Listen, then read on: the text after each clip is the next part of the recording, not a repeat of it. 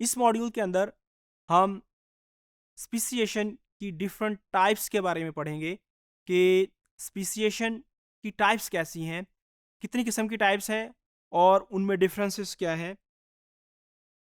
Basically speciation की 4 major types हैं। पहली जो टाइप है उसको एलोपैट्रिक स्पीसिएशन कहते हैं। दूसरी जो टाइप है peripatric, third type sympatric speciation और फोर्थ टाइप पैरापैट्रिक स्पीसिएशन।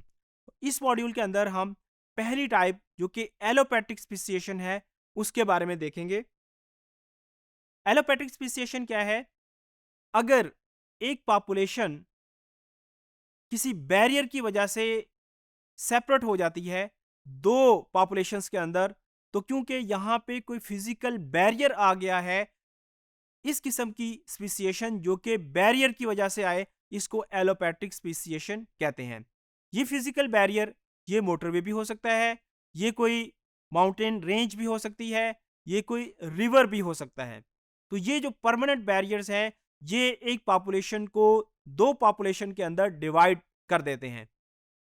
अब अगर ये दो पॉपुलेशन जिस जो कि किसी बैरियर की वजह से एक दूसरे से सेपरेट हो गई हैं, एक लंबे अरसे तक ये एक दूसरे से सेपरेट ही रहें और इनमें जीन फ्लो ना हो, दोनों पॉपुलेशंस में जो ऑर्गेनिजम्स हैं वो आपस में ब्रीड ना करें, जीन का एक्सचेंज ना हो, तो फिर अल्टीमेटली क्या होगा, ये दोनों पॉपुलेशंस के अंदर इतने ज़्यादा डिफरेंसेस आ चुके होंगे कि एक वक्त आएगा कि अगर इनको अपॉर्चुनिटी भी मिल जाए तो फिर भी ये आपस में एक दूसरे से ब्रीड नहीं कर पाएंगी, क्योंकि इनके अंदर इतने ज़्यादा जेनेटिक डिफरेंसेस आ चुके होते हैं कि ये इस जेनेटिक डिफरेंस की वजह से आपस में इंटरब्रीड करके फर्टाइल ऑफस्प्रिंग्स पैदा नहीं कर सकते।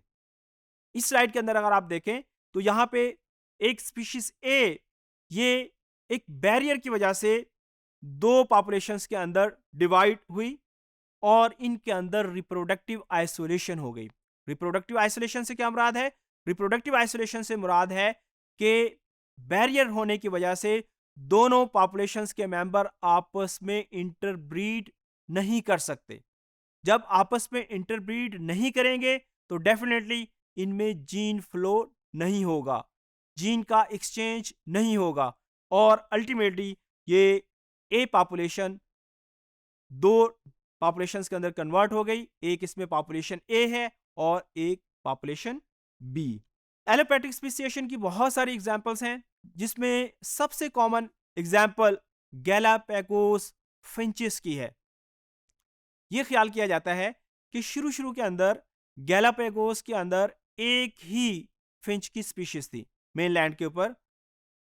ये जो फिंच थी, जब ये गैलापैगोस आइलैंड के अंदर गई तो वहाँ पे क्योंकि रिसोर्सेज बहुत ज़्यादा थे, वहाँ पे फूड अवेलेबिलिटी बहुत ज़्यादा थी और वहाँ पे बहुत सारे आइसलैंड थे, तो एक जब आइसलैंड पे कंपटीशन बढ़ा तो स्पीशीज एक से दूसरे और अल्टीमेटली जो है जितने भी अवेलेबल वहाँ पे आइसलैंड थे उनको उन्होंने अपना मस्कन बनाया, वहाँ पे उन्होंने रहना शुरू किया, ब्रीड करना शुरू किया।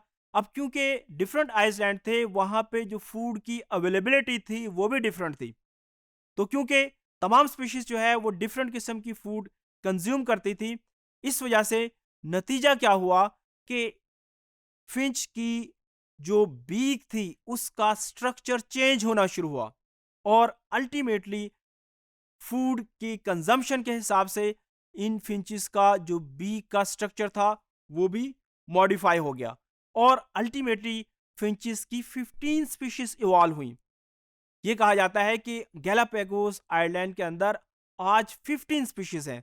तो इनिशियली एक स्पीशीज थी, लेकिन अल्टीमेटली ये आइसोलेशन की वजह से 15 स्पीशीज इवॉल्व हुई। इस स्लाइड के अंदर आप देखें तो यहाँ पे स्टार्ट के अंदर एक कंटिन्यूस पॉपुलेशन दिखाई गई है।